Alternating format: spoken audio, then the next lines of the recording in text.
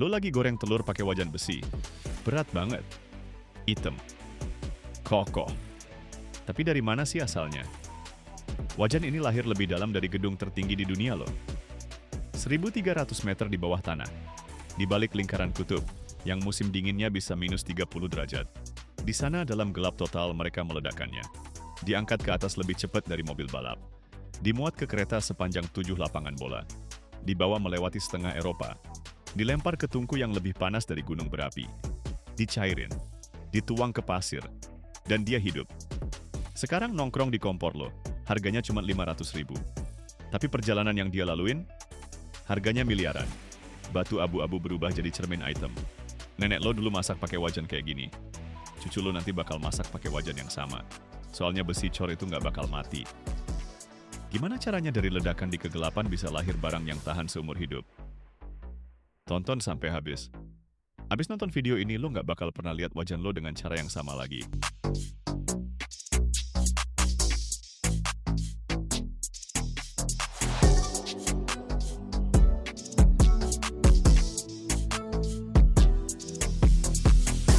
Kiruna, utara Swedia. 300 km melewati lingkar kutub. Di luar minus 30 derajat. Di dalam tambang plus 40. Tambang bawah tanah terbesar di dunia. Di sini mereka nambang besi buat seluruh Eropa. Dalamnya 1.300 meter. Turun ke bawah dan lo bakal lebih dalam dari Empire State Building. Dalam kegelapan total. Cuma ada lampu di helm para pekerja. Dinding berkilau hitam, itu bijihnya. Besi murni tersembunyi di dalam batu. Peledak ngebor lubang panjang ke atas. Bentuk kipas, isi dengan bahan peledak. 40 ton sekaligus. Tekan tombol. Gemuruh. Bumi bergetar. Dinding runtuh. Ribuan ton batu jatuh ke bawah. Debu mengepul tinggi. Nggak bisa napas. Para pekerja nunggu. 5 menit kemudian debu mengendap. Di depan mereka gunung batu hitam. Loader jarak jauh ngais biji. Bawa ke lift. Sangkar ngebut ke atas. 60 km per jam.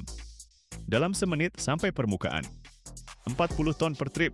Di atas biji ditunggu mesin penghancur. Bongkahan sebesar mobil jadi kerikil. Suaranya nggak ketulungan keras banget. 70.000 ton setiap hari. Tanpa henti. Sepanjang tahun. Ini jantungnya Eropa. Dari sini semuanya dimulai.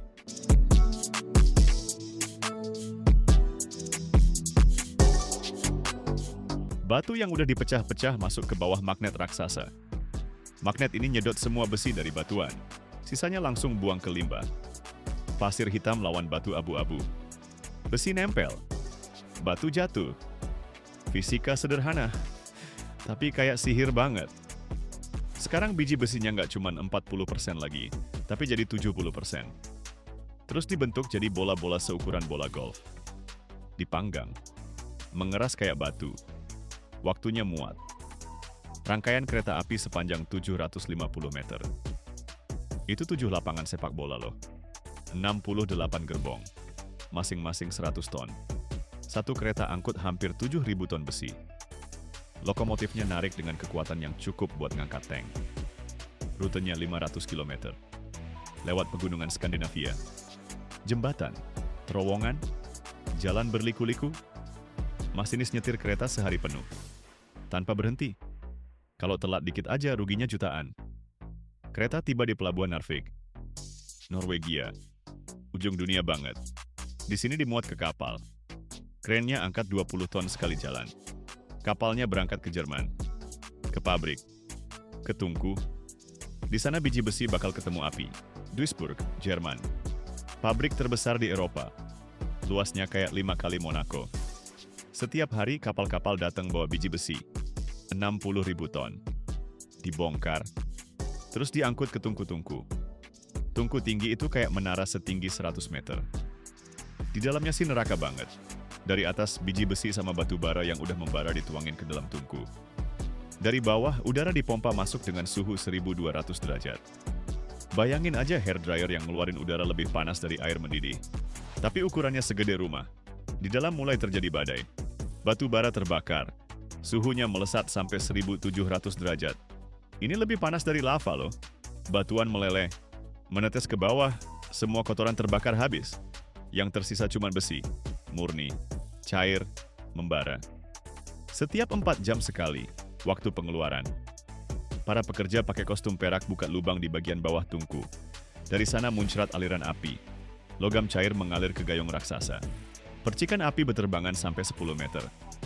Panasnya bikin muka kerasa terbakar meski udah pakai masker. 300 ton besi cor cair. Ini cukup buat bikin 100.000 wajan. Gayung dibawa ke cetakan.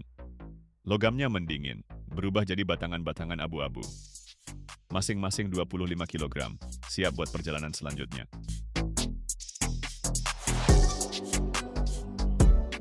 Batangan abu-abu metal ini dimuat ke kontainer. Tujuannya? Menyeberangi lautan. Ke Amerika, negara bagian Tennessee, kota kecil South Pittsburgh. Di sini mereka bikin panci besi cor sejak tahun 1896. Kontainer dibongkar. Logamnya dicek. Satu batangan aja salah, langsung seluruh kiriman balik lagi. Karbon kebanyakan, besi kornya bakal retak. Kekurangan nggak bakal meleleh. Balance-nya harus pas banget. Batangan-batangan ini dibawa ke ruang peleburan. Tungku induksi. Kerjanya pakai listrik. Medan magnet super kuat yang memanaskan logam dari dalam. Tanpa api, tanpa asap. Cuman listrik sama fisika aja. Yang dimasukin ke tungku tuh besi cor baru campur panci-panci lama. Yang cacat. Yang retak. Semuanya dilebur ulang. Nggak ada yang terbuang, harusnya dinyalain. 2 megawatt. Itu kayak 2000 microwave nyala bersamaan loh. Logamnya mulai meleleh. Dalam sejam semuanya udah cair. Suhunya 1540 derajat. Logamnya bersinar oranye. Operatornya ambil sampel. Nganalisis komposisinya. Kalau semua benar, boleh dituang. Tungkunya dimiringin. Leburannya dituang ke wadah beroda. Didorong ke cetakan. Di sana pasir udah nungguin. Mesin ini bikin cetakan dari pasir, 400 per jam. Bukan pasir biasa loh, campuran spesial pakai tanah liat. Basah, padat banget. Dipres ngelilingin model wajan. Jadilah bekas cetakannya, kopian yang presisi. Setiap goresan, setiap huruf logonya, semua kecetakin di pasirnya. 2 belahan cetakan nutup. Di dalamnya, rongga berbentuk wajan. Konveyor mindahin cetakan ke bawah gayung. Operatornya miring-miring tuh gayung. Besi cor cair ngalir masuk ke lubangnya. Suhunya 1500 derajat. Logamnya ngalir lewat saluran-saluran. Ngisi setiap milimeter. Mendesis. Ngepul asap. Dalam 3 detik cetakannya penuh. Jalan lagi di konveyor. Adem. Logamnya mengeras. Dari cair jadi batu. Lewat 15 menit cetakannya diguncang. Pasirnya buyar. Jatuh ke bawah. Nanti dikumpulin lagi buat dipakai ulang. Di konveyor tinggallah wajannya. Item. Panas. Kasar. Ada timbunan logam beku. Ini belum wajannya yang buat kamu goreng. Ini baru bahan mentahnya, masih harus dipoles lagi nih. Bahan yang masih panas dibawa ke bagian pengamplasan. Roda abrasif berputar 3000 kali per menit. Pekerja neken wajan ke alat itu. Percikan api terbang kayak kembang api. Ngilangin logam yang berlebih. Benjolan-benjolan. Bagian yang kasar. Kerjaan ini berat banget. Berdebu. Panas. Tapi emang harus dilakuin.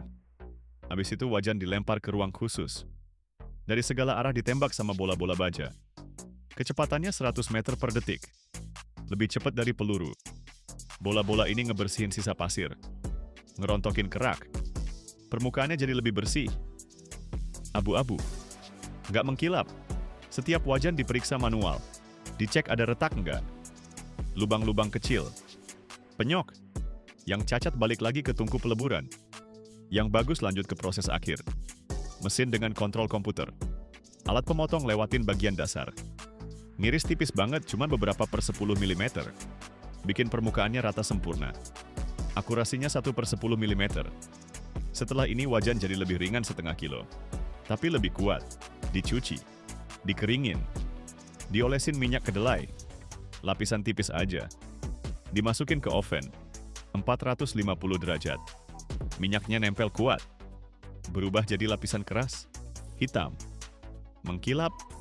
Ini buat lindungin dari karat. Dan dasar lapisan anti lengket. Alami. Tanpa bahan kimia. Prosesnya diulang 2 kali. Wajan siap dipakai. 1300 meter di bawah tanah. Ledakan. Kereta sepanjang 7 lapangan bola. Tungku lebih panas dari gunung berapi. Pasir, api. Percikan, minyak. Dan sekarang dia ada di kompor loh. Wajan besi cor. Beratnya 3 kilo. Harganya $50. Tapi sekarang lo udah tahu perjalanannya. Dari batu hitam di kegelapan sampai cermin hitam di dapur. Wajan ini lebih tua dari lo. Logam di dalamnya udah terkubur di tanah jutaan tahun. Diledakkan, dilebur, dicetak, dipoles, dilapisi minyak. Puluhan orang udah menyentuhnya. Penambang, masinis, pekerja baja, pencetak, pemoles. Setiap orang ninggalin jejaknya. Nenek lu dulu masak pakai yang kayak gini. Cucu lu nanti bakal masak pakai yang ini. Soalnya besi cor nggak berkarat, nggak tergores, nggak rusak. Dia cuma makin bagus seiring waktu. Setiap goresan itu cerita. Setiap noda minyak itu kenangan. Lo nggak bakal lihat wajan ini lagi sebagai benda biasa. Karena lo tahu, dia datang dari api. Dan bakal bertahan lebih lama dari lo. Bayangin deh, konstruksi bangunan itu nggak cuma harus kuat, tapi juga bisa super ringan, awet, dan ramah lingkungan sekaligus. Nah, revolusi kayak gini tuh udah nyata banget dengan munculnya besi fiberglass, material modern yang perlahan mulai ngegantiin besi baja konvensional di banyak negara. Yang paling giat produksinya? Cina, raksasa yang nguasain pangsa pasar dunia gede banget. Tapi sebenarnya apa sih material rahasia yang ngubah aturan main ini? Besi fiberglass itu 4-5 kali lebih ringan dari baja, nggak bakal karatan sama sekali, tahan di lingkungan ekstrim, dan bisa bertahan lebih dari 50 tahun. Cina memproduksi lebih dari 500 juta pon material ini tiap tahun dan menguasai 60% ekspor dunia. Tapi kenapa negara-negara barat takut sama ketergantungan ini? Peran apa yang dimainkan besi fiberglass dalam strategi geopolitik Beijing? Dan gimana sih cara bikin material ini yang dimulai dari kaca cair dengan suhu 2700 derajat? Tonton sampai habis, lo bakal tahu tentang proyek-proyek di mana material ini udah ngubah masa depan konstruksi.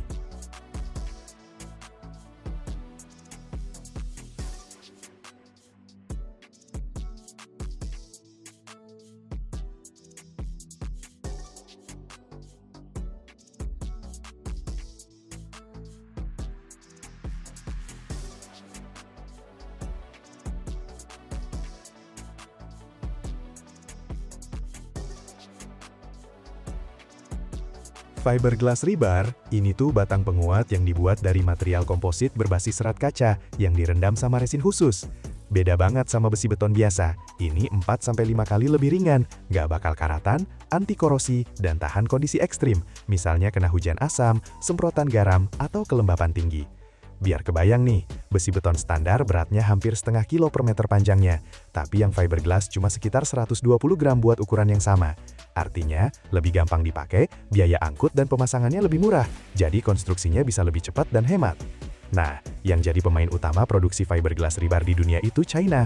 Pabrik-pabriknya yang kebanyakan ada di wilayah timur dan tengah negara sana, udah dilengkapin sama lini produksi modern buat pressing, molding, sama polimerisasi serat kaca.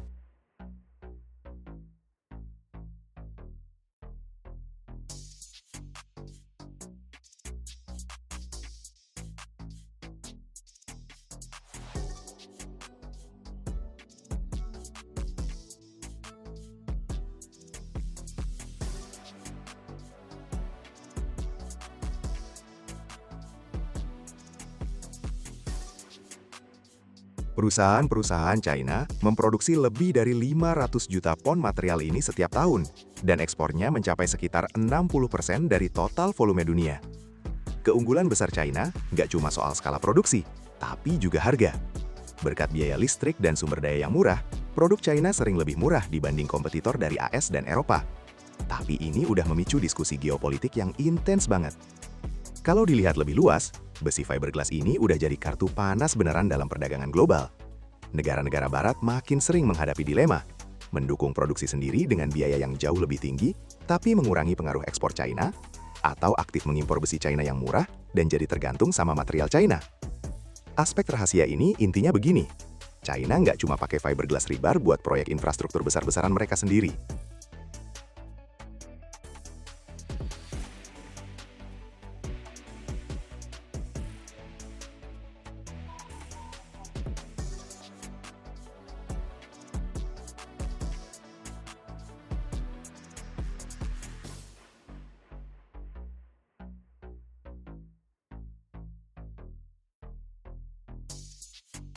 Berkat investasi strategis ke negara-negara Asia, Afrika, dan Amerika Latin, Beijing agresif banget nge-push material ini lewat korporasi konstruksi global mereka yang kerja di bawah inisiatif Belt and Road.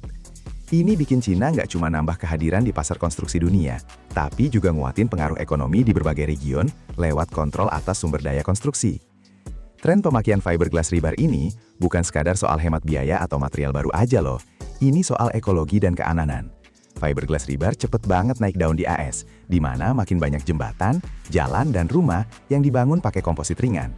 Beda sama logam, material ini nggak bakal berkarat, jadi infrastrukturnya jadi lebih reliable dan tahan lama.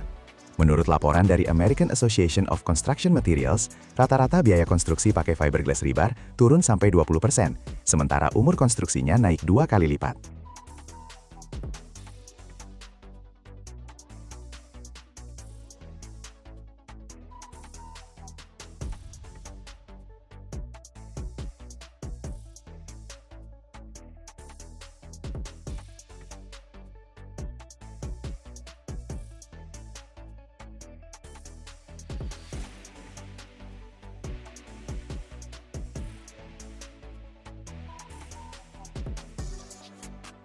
Buat engineer muda, arsitek, sama entrepreneur, ini artinya lebih banyak peluang inovasi, beban lingkungan berkurang, dan industri makin berkembang.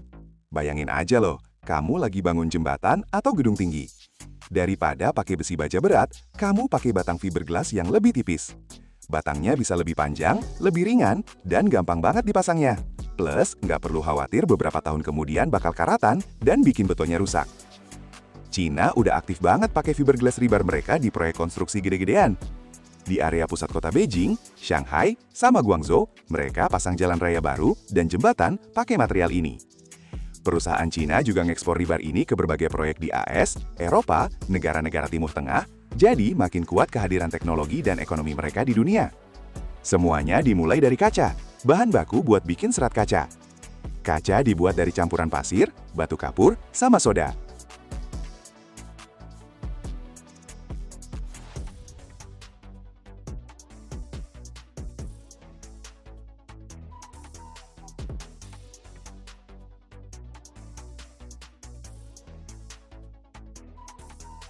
Bahan-bahan ini dimasukin ke tungku gede banget, dipanasin sampai suhunya nyampe 2700 derajat Fahrenheit. Di sini, campurannya meleleh jadi kaca cair. Terus, kaca cairnya ini lewat lubang-lubang khusus, namanya spinneret, yang bikin ribuan benang tipis banget. Serat-serat ini didinginkan terus dikumpulin jadi bundar. Nah, jadilah fiberglass dasar, benang tipis yang fleksibel dan kuat. Buat ngasih sifat khusus ke seratnya, mereka diolah pakai larutan kimia spesial, binder organik atau silan. Lapisan ini bikin ikatan kuat antara fiberglass sama matriks polimer yang bakal dipakai nanti. Benang-benang yang udah diolah ini dikumpulin jadi bundal, yang bisa berisi ribuan serat individual. Serat-seratnya disusun paralel satu sama lain, buat dapetin kekuatan maksimal. Selanjutnya, tahap utama nih, pembentukan matriks komposit. Bahan bakunya adalah resin polimer, biasanya epoksi, polyester, atau vinyl ester.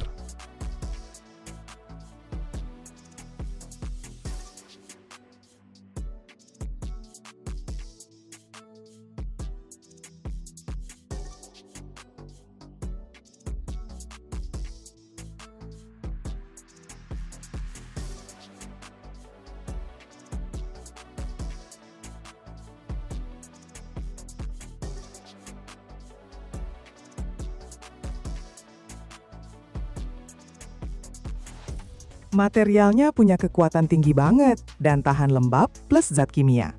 Serat kaca dicelup atau dibasahin ke larutan resin polimer.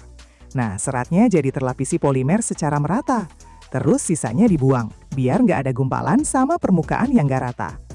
Serat basah yang udah siap ini dikirim ke jalur pembentukan khusus, extruder.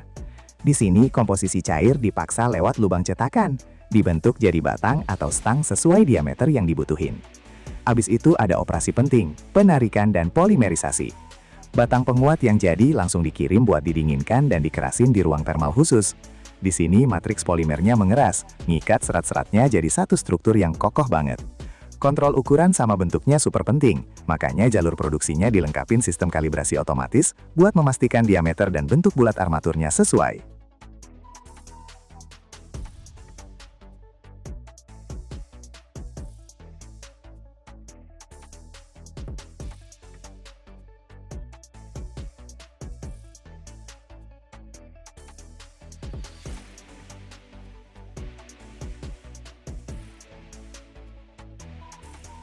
Diameter standar fiberglass rebar bisa bervariasi dari 6 mm sampai 40 mm, tergantung dari bidang aplikasinya. Biar lebih nempel ke beton, rebarnya nggak dibiarkan mulus banget. Pas proses produksi, ada tahapan lewat roller pembentuk yang bikin permukaan jadi bergerigi, bertekstur gitu. Ini bikin fiberglass rebar makin efektif buat memperkuat struktur beton. Dia nempel kuat di masa beton, nggak bakal melorot waktu kena beban. Di ujung jalur produksi, pekerja atau sistem otomatis motong batang penguatnya jadi panjang standar, biasanya 6 meter atau 12 meter. Batangnya dikemas dalam ikatan yang gampang buat diangkut dan disimpan. Setiap batch produk diuji kekuatan, fleksibilitas, dan ketahanan korosinya. Produsen sering ngasih garansi masa pakai rebar lebih dari 50 tahun, yang beberapa kali lebih lama dari umur penguatan besi biasa.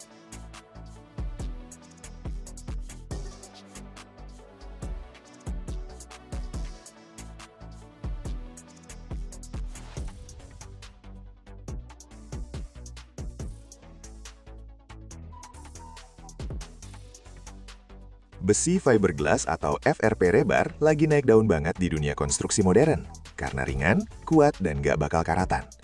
Sekarang lo bakal lihat beberapa proyek paling keren yang pakai material inovatif ini. Delhi Metro Phase 4 di India. Proyek kereta bawah tanah gede-gedean yang pakai besi fiberglass buat nguatin terowongan sama bangunannya. Ini bikin konstruksinya lebih awet dan bebannya jadi lebih ringan. Jizan Flood Mitigation Channel di Arab Saudi. Ini proyek terbesar di dunia yang pakai besi fiberglass buat nguatin kanal-kanal panjang yang ngontrol banjir. Di sini ada 240 ton fiberglass rebar yang bakal bikin konstruksinya tahan banget sama lingkungan ekstrim. Muskrat Falls Hydroelectric Project di Kanada. Produsen besi fiberglass nyediain material buat penguatan yang jamin pembangkit listrik tenaga airnya awet, apalagi karena terus kontak sama air dan kelembapan tinggi.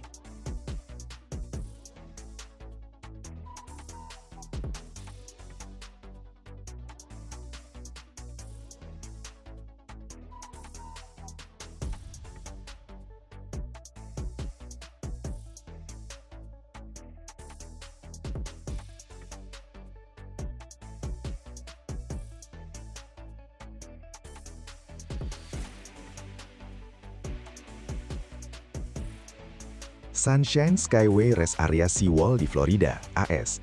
Bangunan laut yang pakai fiberglass rebar sebagai material andalan karena tahan banget sama korosi air asin. Di sini material ini bikin kebutuhan perbaikan berkurang dan memperpanjang umur dinding tembok. Alligator River Bridge di North Carolina, AS.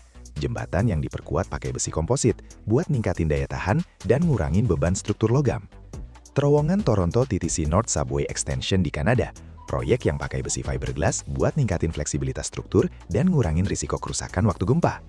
Dan kayak gini nih, dari kaca cair yang suhunya 2700 derajat, lewat proses pembentukan serat super tipis, pelapisan resin polimer, sampai pembuatan permukaan beralur, lahirlah material yang bisa bertahan lebih dari 50 tahun tanpa jejak korosi sama sekali. Ini cerita tentang gimana manusia belajar bikin besi yang lebih ringan dari udara, tapi lebih kuat dari baja. Material yang ngubah geopolitik konstruksi dan bikin jembatan jadi abadi.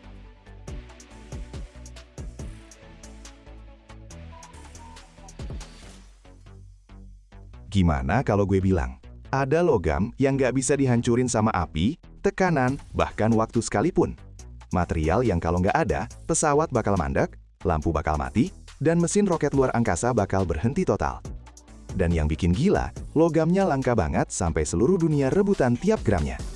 Tungsten punya titik lebur tertinggi di antara semua logam di bumi. Gila-gilaan, 6.192 derajat Fahrenheit. Itu suhu yang bikin logam lain udah jadi uap duluan. Produksi tungsten dunia per tahun itu sekitar 85 sampai 100 ribu ton. Tapi yang bikin shock, sampai 40% tungsten yang dipakai di dunia itu datang dari daur ulang. Angkanya gede banget, nunjukin betapa berharganya nih logam. Total cadangan tungsten di dunia diperkiraan cuma sekitar 3 sampai 3,5 juta ton, jauh lebih dikit dibanding besi atau aluminium. Tapi yang penting nih, di akhir video ini lo bakal tahu rahasia tungsten yang disembunyiin industri dan hampir nggak ada yang cerita. Sesuatu yang bakal ngubah pandangan lo tentang logam yang nahan peradaban ini tetap jalan.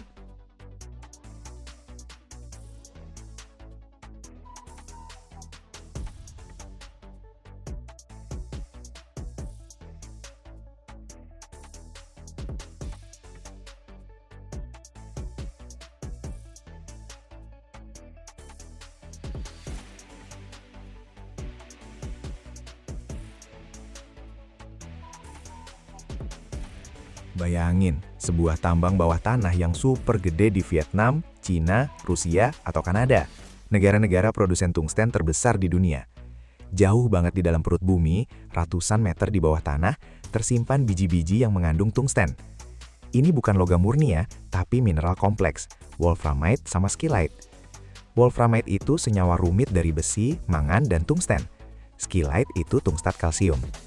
Para geolog pakai berbagai metode buat mengidentifikasi dan menilai cadangan biji tungsten ini. Terus, dengan mesin bor super kuat dan bahan peledak, biji itu diambil dari dalam bumi. Ini kerjaan yang berat dan bahaya banget, butuh teknologi tinggi dan harus ketat banget soal standar keamanan. Ribuan ton biji setiap hari diangkut ke permukaan pakai truk-truk bawah tanah yang gede banget. Ledakan dahsyat menghancurkan batuan, membuka akses ke biji berharga itu. Ini kayak gempa bumi terkendali versi mini. Setelah ledakan, biji dimuat ke dam truk tambang yang kapasitasnya sampai 300 ton dan dibawa ke pabrik pengolahan.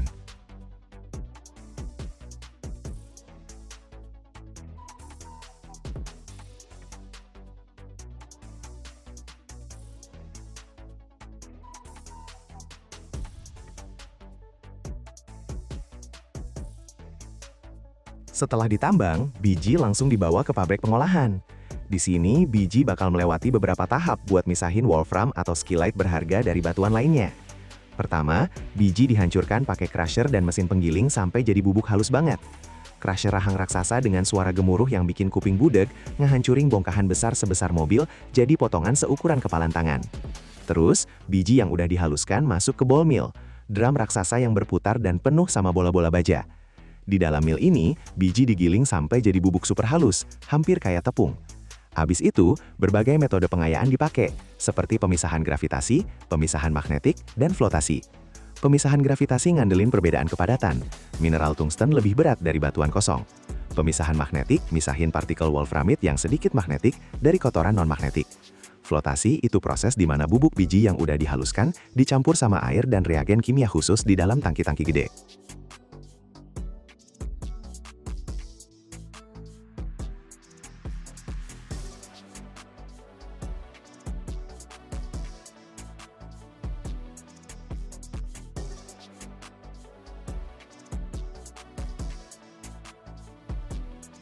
Reagen-reagen ini nempel secara selektif ke partikel-partikel mineral wolfram, bikin mereka jadi anti-air. Terus, lewat campuran ini, dialirin udara, yang bikin jutaan gelembung-gelembung kecil. Partikel mineral wolfram nempel di gelembung-gelembung ini dan naik ke permukaan, bikin busa. Mineral-mineral alin yang nggak diperluin tetap di dasar. Busa yang udah diperkaya ini dikumpulin. Proses-proses ini ngasih konsentrat yang mengandung 60-70% trioksida wolfram, yang merupakan bentuk perantara. Konsentrat yang didapat terus diproses di pabrik-pabrik metalurgi buat dapetin wolfram murni. Ini proses kimia yang rumit banget, yang bisa melibatkan pelindian alkali, pengendapan para wolframat amonium, dan kalsinasi lebih lanjut buat dapetin oksida wolfram. Konsentrat dilarutin dalam larutan alkali di suhu tinggi. Terus dari larutan itu diendapkan para wolframat amonium, senyawa perantara. Senyawa ini dikalsinasi di suhu sekitar 600-800 derajat Celcius, ngasilin oksida wolfram, bubuk kuning.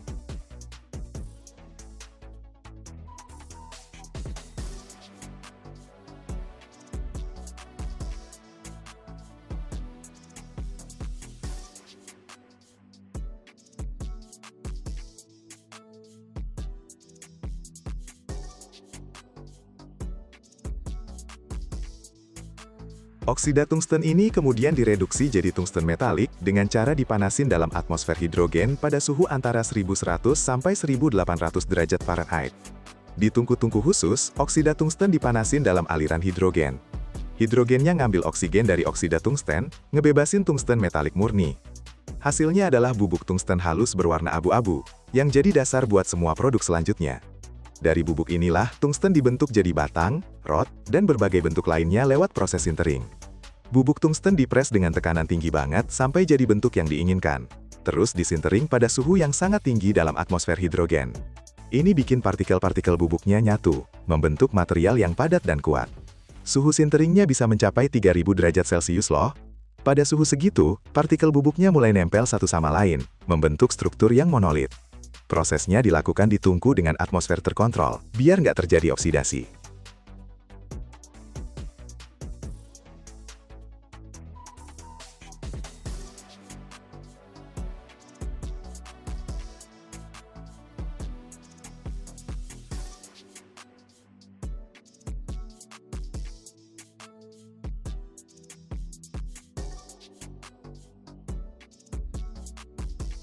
Salah satu penggunaan paling penting adalah pembuatan paduan keras yang dikenal sebagai karbida tungsten.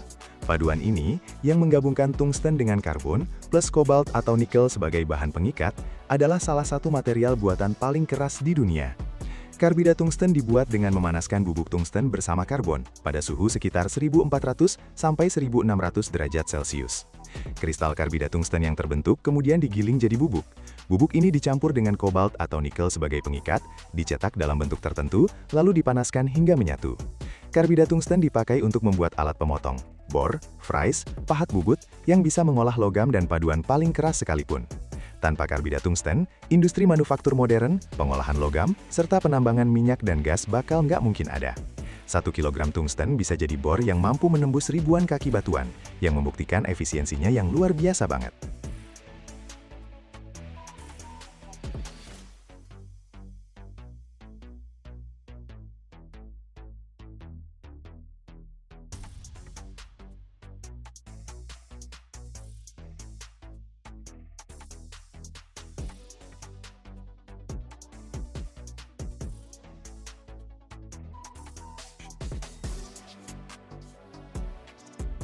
Wolfram juga banyak banget dipakai di industri militer, buat bikin peluru penusuk lapis baja dan inti peluru. Berkat kepadatan dan kekerasannya yang tinggi, paduan Wolfram punya kemampuan tembus yang luar biasa, sehingga sangat efektif banget melawan armor. Wolfram juga dipakai buat armor berat dan pemberat. Di bidang elektronik dan kelistrikan, Wolfram itu nggak tergantikan. Material ini digunakan buat produksi filamen lampu pijar, elektrodalas, kontak listrik, dan komponen lain yang butuh ketahanan panas tinggi dan konduktivitas listrik. Karena titik leburnya yang super tinggi, Wolfram dipakai di industri luar angkasa buat komponen yang kena suhu ekstrim. Paduan suhu tinggi dengan Wolfram digunakan di mesin pesawat, turbin, dan perangkat lain yang beroperasi dalam kondisi panas ekstrim. Penambahan Wolfram sebagai paduan meningkatkan ketahanan panas logam lain. Di dunia medis, Wolfram dipakai dalam produksi tabung sinar X berkat nomor atomnya yang tinggi, yang efektif banget memblokir sinar X.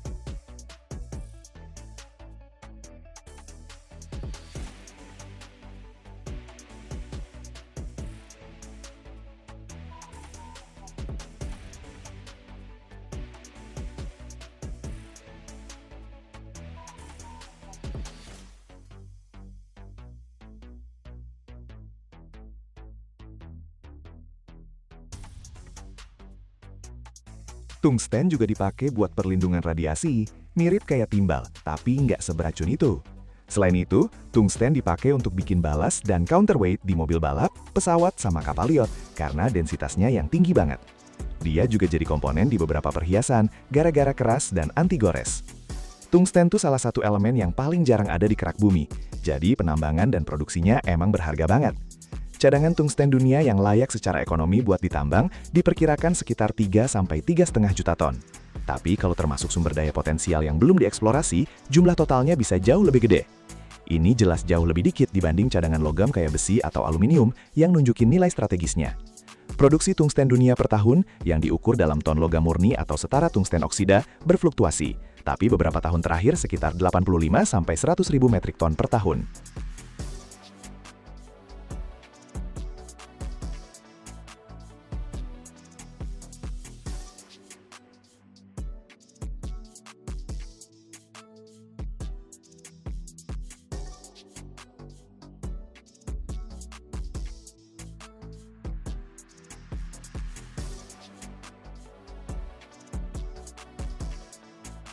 Angka ini mencakup produksi primer dari biji dan juga daur ulang, yang makin penting banget nih.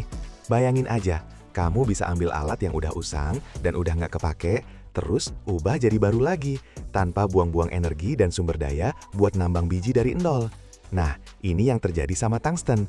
Daur ulang tungsten tuh salah satu yang paling maju dan efisien di antara semua logam loh. Menurut berbagai perkiraan, sampai 40% dari total konsumsi tungsten di dunia datang dari bahan daur ulang. Angka yang gede banget, menunjukkan betapa berharganya dan menguntungkan secara ekonomi. Dari mana sih tungsten bekas ini? Sumber utama bahan sekunder buat tungsten tentunya dari paduan keras bekas, kayak alat potong, mata bor, fries yang terbuat dari tungsten karbida itu. Setelah dipakai intensif, mereka aus, tumpul, atau patah. Daripada dibuang ke tempat sampah, mereka dikumpulin dan dikirim ke pabrik daur ulang.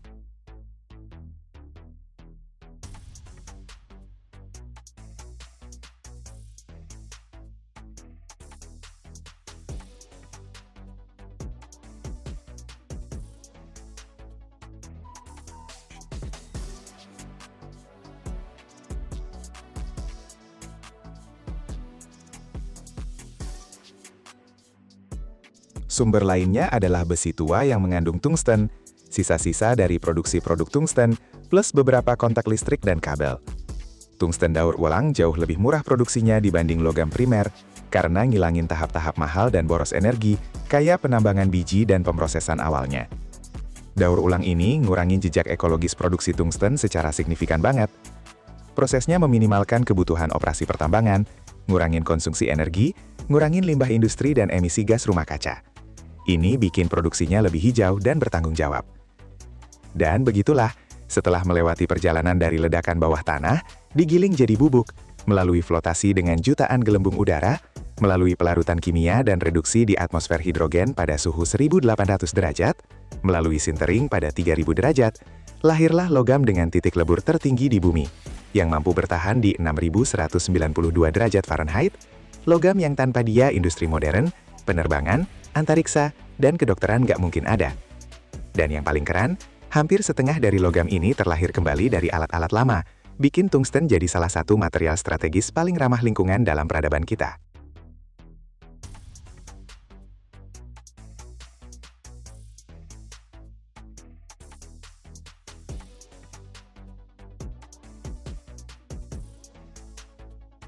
Gimana kalau gue bilang, di dalam mesin-mesin paling berbahaya di dunia, ada rahasia baja yang cuma bisa dibuat sekali, dan kalau gagal, ruginya satu negara. Ada batangan logam yang butuh 6 minggu buat dingin di bawah tanah, dan bisa tahan tekanan yang bikin gunung aja hancur. Raksasa ini lahir dari api lebih dari 1500 derajat Celcius, melalui proses tempa berbulan-bulan, hantaman puluhan ribu ton, dan kejutan panas yang bikin logam biasa langsung meledak jadi serpihan. Tahun 2015, perusahaan Inggris Sheffield Forge Masters menuang 607 ton baja cair ke lubang pengecoran raksasa. Ini hampir seberat pesawat penumpang Airbus A380 loh. Setelah menyusut, batangannya masih beratnya 320 ton. Buat menempa raksasa kayak gini, mereka pakai mesin pres dengan kekuatan sampai 40.000 ton. Energi buat perlakuan panas batangan ini dalam siklus 2 minggu bisa lebih dari 100.000 kWh. Itu setara konsumsi listrik puluhan rumah selama setahun banget. Tonton sampai habis ya. Lo bakal tahu buat apa sebenarnya monumen baja ini dibuat, dan kenapa tanpa mereka, dunia modern bakal langsung berhenti.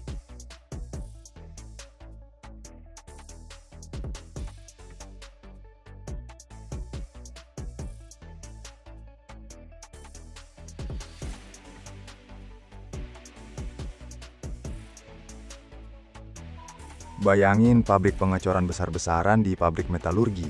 Semuanya dimulai dari sini.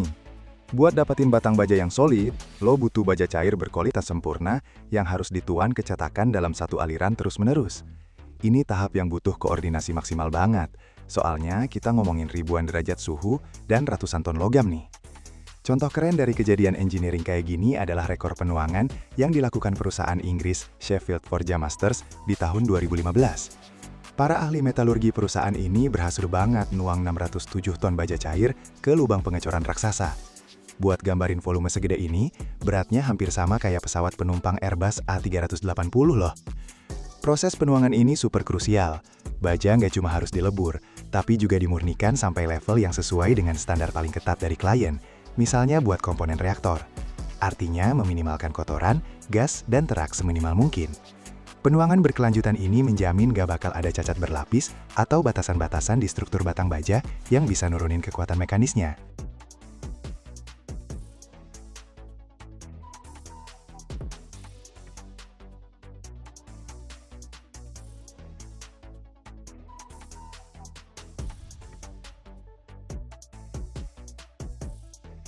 Waktu proses pengecoran, baja harus dimurnikan dari gas sebanyak mungkin. Kadar oksigen sama nitrogennya dikontrol ketat, sering nggak sampai 20 bagian per sejuta. Kalau gasnya kebanyakan, bisa ngebentuk rongga-rongga kecil di dalam benda padat pas lagi mendingin. Begitu logam cair yang suhunya bisa lebih dari 2700 derajat Fahrenheit dituang, waktu jadi faktor paling krusial di proses ini. Beda sama benda kecil yang bisa didinginkan cepat, raksasa baja seberat ratusan ton ini nggak boleh didinginkan buru-buru. Kalau pendinginannya terlalu cepat, bakal muncul tegangan internal yang gede banget, retakan sama kerusakan struktur, soalnya lapisan luarnya udah beku, sementara bagian dalamnya masih cair. Buat mastiin struktur kristalnya seragam, batangan seberat 607 ton ini dibiarkan mendingin di lubang pengecoran selama 6 minggu. Ini proses terkontrol yang super lambat, di mana baja perlahan mengeras sampai suhunya turun sampai sekitar 2000 derajat.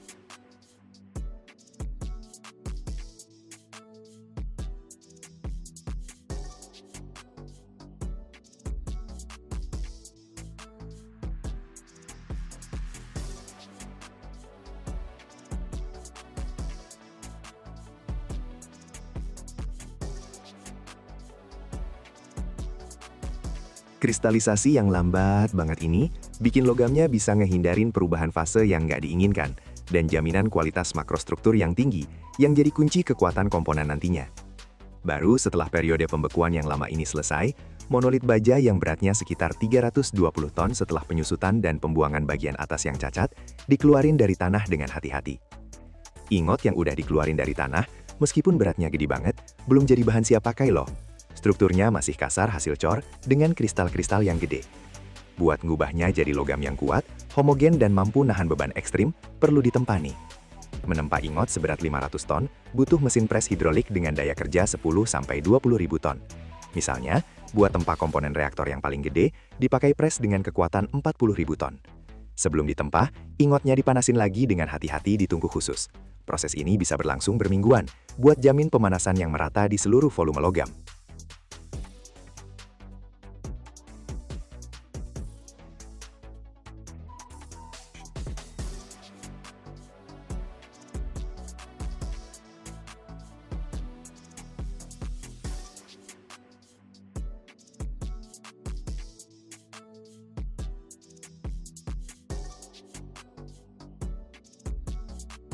Proses tempanya sendiri dilakukan pakai mesin pres hidrolik super gede yang bisa ngebuat tekanan puluhan ribu ton.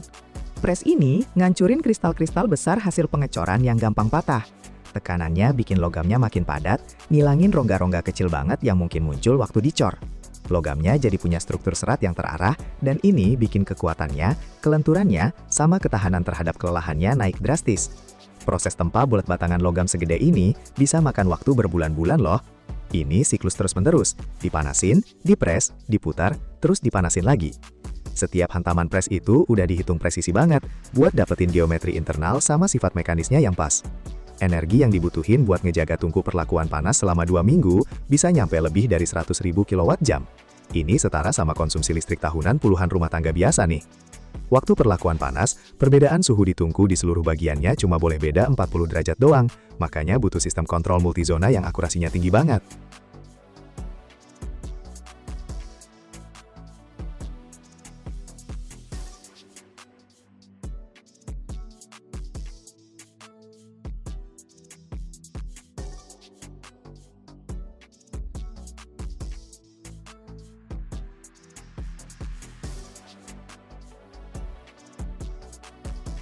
Setelah bentuk ingot udah jadi, saatnya masuk ke tahap heat treatment.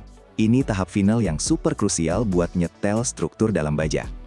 Monolit baja raksasa yang beratnya berapa ton ini, yang baru aja lewatin proses pengecoran dan penempaan berbulan-bulan, kayak raksasa kikuk yang karakternya belum terbentuk sempurna. Dia kuat sih, tapi struktur dalamnya masih kacau banget, dan penuh sama tekanan internal yang nggak kelihatan. Tahap pertama itu normalisasi, atau orang-orang bilang homogenisasi. Intinya gampang, kita kayak ngaduk struktur logamnya biar merata sempurna di seluruh bagian. Ini dilakuin supaya di setiap titik benda kerja, baik di permukaan maupun di bagian paling dalam, bajanya punya sifat yang sama. Ini kayak ngeratain suhu di oven biar kue matangnya sempurna. Terus terjadi momen paling dramatis, quenching, alias pengerasan. Benda kerjanya dipanasin sampai suhu super tinggi, sampai plastisitasnya maksimal banget. Abis itu, secara tiba-tiba, tapi tetap di bawah kontrol ketat, langsung didinginkan. Bisa pakai rendaman air atau oli.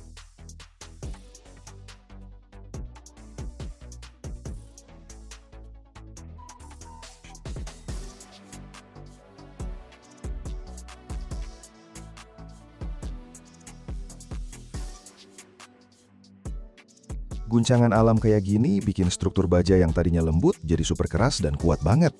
Ini yang bikin komponen tersebut punya kekuatan tempur utamanya. Tapi ada efek sampingnya nih. Logamnya jadi rapuh kayak kaca, dan di dalamnya muncul tekanan internal yang gede banget. Kalau dibiarkan dalam kondisi seperti itu, bisa retak cuma karena benturan kecil doang. Makanya tahap final yang paling manusiawi adalah tempering. Benda kerjanya dipanaskan lagi dengan hati-hati, tapi kali ini di suhu yang jauh lebih rendah. Tujuannya bukan buat ngubah kekuatan, tapi buat ngelepas tekanan internal yang muncul waktu proses pendinginan cepat tadi. Proses ini mirip kayak napas lega setelah stres. Ini naikin ketangguhan bajanya, bikin tahan terhadap benturan dan beban berat, sekaligus ngilangin kerapuhannya. Baru setelah sukses melewati siklus lengkap penempaan karakter selama 1,5 bulan ini, baja siap jadi bagian dari reaktor atau mesin pres raksasa. Tapi emang buat apa sih raksasa baja ini yang udah diinvestasiin banyak waktu dan sumber daya? Mereka jadi komponen krusial di industri-industri yang harga kesalahannya nggak bisa ditolerir sama sekali.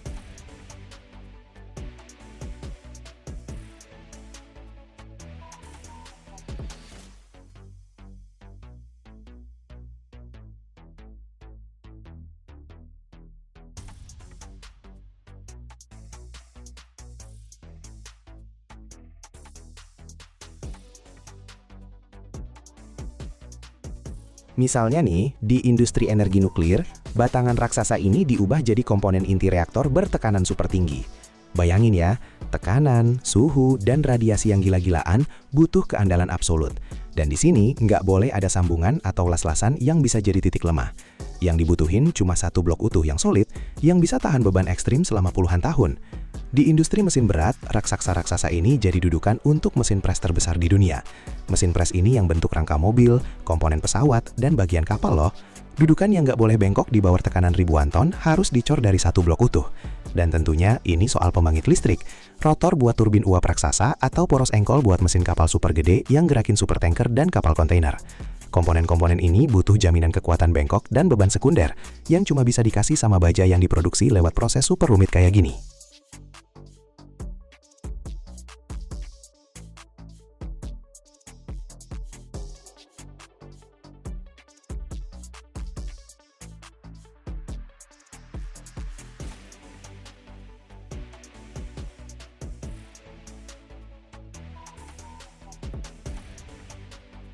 Dan beginilah prosesnya.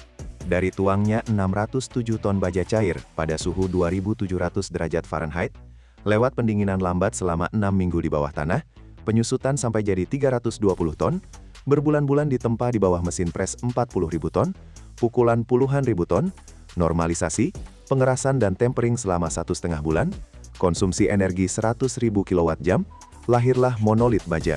Raksasa tunggal tanpa sambungan, yang sanggup nahan tekanan yang bisa hancurin gunung, suhu yang bisa leburin logam biasa, dan radiasi yang ngebunuh semua makhluk hidup. Monolit ini jadi jantungnya reaktor nuklir, rangka pres raksasa, atau rotor turbin yang ngegerakin supertanker. Tanpa raksasa baja ini, pembangkit listrik nuklir bakal mati, mesin kapal bakal bisu, produksi komponen pesawat bakal berhenti.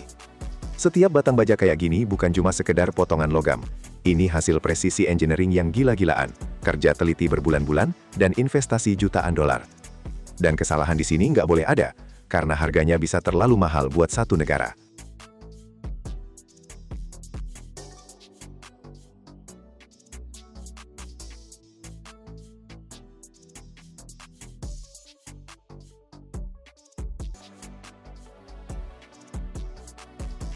"60 hari. Segitu doang waktu yang dibutuhin buat kaleng cola kosong berubah jadi kaleng baru di rak toko. Lo abis minum, buang kalengnya ke tempat sampah, terus 2 bulan kemudian kaleng yang sama udah balik lagi di supermarket. Tapi ini bukan sihir. Ini namanya daur ulang aluminium. Proses daur ulang paling menguntungkan di planet ini. Setiap kaleng yang didaur ulang ngirit 95% energi dibanding bikin aluminium baru. Kayak beda antara jalan kaki sama terbang ke benua lain. Tiap tahun di seluruh dunia ada 600 miliar kaleng aluminium yang didaur ulang. Beratnya 20 juta ton. Nilainya 50 miliar dolar. Dan yang paling keren, aluminium bisa didaur ulang tanpa batas. Tanpa kehilangan kualitas. Logam yang udah dilebur 1000 kali pun nggak beda sama yang baru. Kok bisa? Gimana caranya kaleng kusut yang kotor bisa berubah jadi lembaran logam yang sempurna bersih? Tonton sampai habis. Lo bakal lihat siklus tertutup paling sempurna yang pernah dibuat manusia.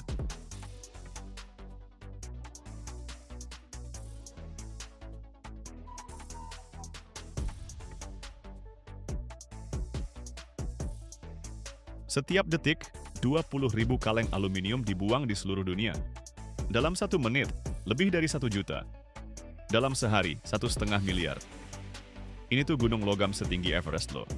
Dan semua itu harus dikumpulin, disortir, didaur ulang. Prosesnya dimulai dari jalanan kota. Tempat sampah dengan tanda biru buat barang daur ulang. Truk-truk ngumpulin isinya terus bawa ke stasiun sortir. Di sini ada konveyor sepanjang 100 meter. Di ban berjalan itu ada segala macam. Kaleng, botol, kardus, plastik. Tugasnya pisahin aluminium dari yang lain. Dan disinilah teknologi mulai main. Magnet super kuat gantung di atas konveyor. Tapi aluminium nggak kena magnet kan? Gimana cara ngeluarinnya? Magnet-magnet itu bikin arus pusaran. Medan magnet yang berubah cepat banget bikin arus di dalam aluminium, dan arus itu bikin medan sendiri. Medan ini ngedorong kaleng-kaleng dari konveyor. Mereka literally loncat dan terbang ke bunker terpisah. Dalam 1 jam, satu separator bisa ngeproses 15 ton sampah. Aluminium murni jatuh ke penampungan. Sisanya lanjut ke jalur berikutnya.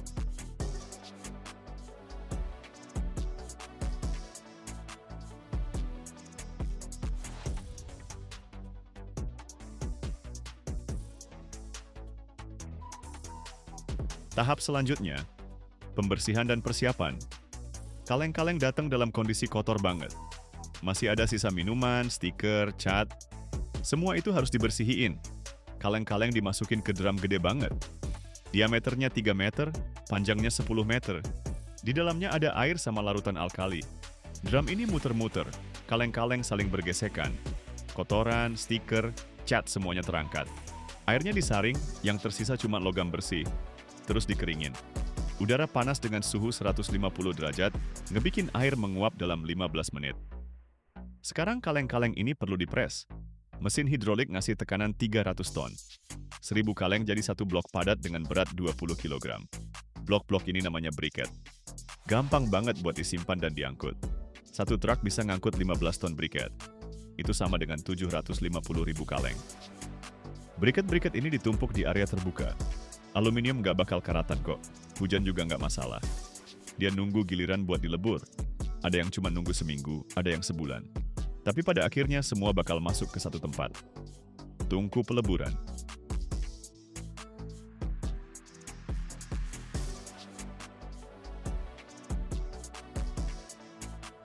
Tahun 1827, ahli kimia Jerman Friedrich Wöhler berhasil dapetin aluminium murni untuk pertama kalinya. Bola-bola kecil logam keperakan. Ringan kayak kayu tapi kuat kayak besi.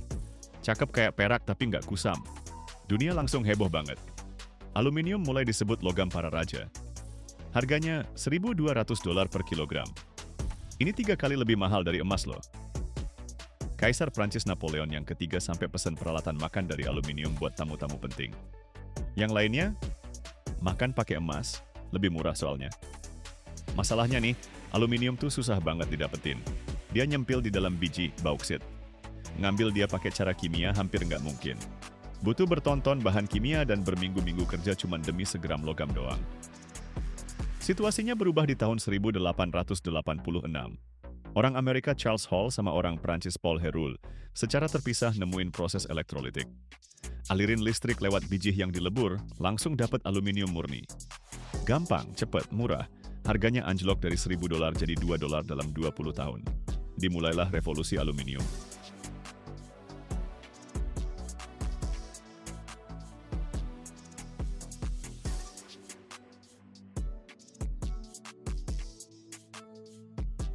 Abad ke-20 bikin aluminium, jadi logam non-besi paling banyak diproduksi di planet ini. Pesawat, mobil, kabel listrik, kaleng minuman, aluminium ada di mana-mana. Sampai tahun 70-an, produksi dunia udah nyentuh 10 juta ton per tahun. Tapi muncul masalah nih. Produksi aluminium dari biji butuh energi yang gila-gilaan banyaknya. Buat dapetin 1 ton logam, perlu 15.000 kWh listrik. Itu konsumsi setahun rumah orang Amerika rata-rata loh. Belum lagi emisi karbon dioksida, kerusakan lanskap dari tambang terbuka. Para pegiat lingkungan mulai khawatir banget. Terus ada yang nyadar sesuatu yang harusnya udah jelas dari dulu. Aluminium gak rusak. Kaleng yang dibuang di hutan bakal tergeletak di sana 200 tahun tanpa perubahan. Gimana kalau didaur ulang? Biaya energinya cuma 700 kWh per ton. Hemat 20 kali lipat. Nggak perlu nambang biji, nggak perlu bahan kimia, nggak perlu electrolyzer gede-gede. Tinggal leburin logamnya dan pakai lagi. Dimulailah era daur ulang. Di AS tahun 70-an, 15% kaleng didaur ulang. Sekarang, 50%. Di Brasil malah 98%. Ini tingkat daur ulang tertinggi di antara semua material. Ruang peleburan. Suhu udara di bawah langit-langit, 50 derajat. Di tengah ruangan berdiri tungku setinggi rumah 3 lantai. Namanya tungku reverberatory. Di dalamnya kolam aluminium cair. Suhunya 760 derajat Celcius. Logamnya bersinar oranye. Di atasnya menari panas yang menyengat. Briket dimasukkan lewat konveyor langsung ke tungku. Aluminiumnya meleleh dalam sekejap. Titik leburnya cuma 660 derajat. Ini lebih rendah dari baja 2,5 kali lipat. Hemat energi banget. Tapi di leburan itu ada sampah yang mengambang. Sisa cat, pernis, campuran logam lain. Semuanya harus dibuang. Ke dalam kolam ditiup klorin. Gasnya naik berbentuk gelembung menembus leburan. Dia mengikat kotoran dan membawanya ke permukaan. Terbentuklah terak, busa abu-abu. Dibersihkan pakai scraper mekanis. Di bawah terak itu cermin logam murni. Setelah 6 jam peleburan, tungku siap untuk pengeluaran. Gayung raksasa meluncur dari bawah. Tungku miring, dan leburannya mengalir seperti sungai emas. Satu gayung muat 20 ton. Itu 1 juta kaleng dalam bentuk cair.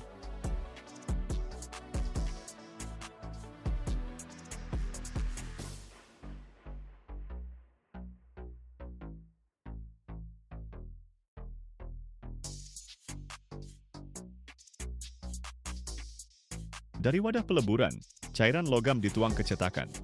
Hasilnya jadi batangan logam seberat 25 ton per piece. Panjangnya 10 meter, lebar 1,5 meter, tebalnya 50 cm. Butuh seharian buat dingin. Suhunya turun dari 700 derajat sampai suhu ruangan. Batangannya mengeras tapi tetap lunak dan lentur. Itu sifat aluminium, gampang banget dibentuk. Tahap berikutnya, rolling. Batangannya dikirim ke mesin gilas raksasa. Mesinnya gede banget dengan roller diameter 2 meter. Batangannya lewat di antara roller. Tekanannya 1000 ton. Logamnya gepeng kayak adonan roti. Sekali lewat aja ketebalannya berkurang dari 50 cm jadi 20 cm. Batangannya lewat lagi. Sekarang tebalnya 10 cm. Lewat lagi, 5 cm. Lagi, 2 cm. Prosesnya diulang 20 kali. Di akhir prosesnya jadi lembaran setebal 2 mm. Keluar dari mesin dengan panjang 1 km. Digulung jadi gulungan seberat 10 ton. Dari satu gulungan bisa bikin 30.000 kaleng. Logamnya dikirim ke pabrik kemasan. Di sana lembarannya dicetak jadi potongan, dindingnya ditarik, lehernya dibentuk. Siklusnya selesai. 60 hari setelah dibuang ke tempat sampah, kalengnya udah balik lagi ke rak toko.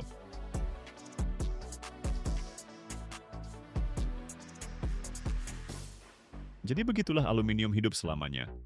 Atom-atom logam yang sekarang ada di kaleng kolamu mungkin dulu adalah bagian dari pesawat Perang Dunia Kedua. Terus jadi atap rumah di tahun 50-an. Habis itu jadi kabel listrik di tahun 80-an. Terus jadi rangka sepeda di tahun 2000-an. Dan sekarang kaleng di tanganmu. Besok mereka bakal jadi bagian dari laptop, lusa, jadi pelapis pesawat luar angkasa. Aluminium nggak kenal tua. Setiap kali dilebur ulang dia jadi muda lagi. Ini satu-satunya material di planet ini yang bisa dipakai tanpa batas, tanpa rusak kualitasnya. Manusia produksi 100 juta ton aluminium per tahun. 75% dari semua logam yang pernah diproduksi masih dipakai sampai sekarang. Bayangin, logam yang dibuat 100 tahun lalu masih berfungsi sampai hari ini. Daur ulang aluminium bukan cuma soal olah sampah. Ini filosofi keabadian materi. Bukti bahwa di tangan yang tepat, sumber daya planet ini nggak bakal habis. Setiap kaleng yang dibuang bukan sampah, tapi cadangan logam buat generasi masa depan. Siklus tertutup. Kelahiran kembali yang abadi. Aluminium bakal bertahan lebih lama dari peradaban dan akan melayani mereka yang datang setelah kita.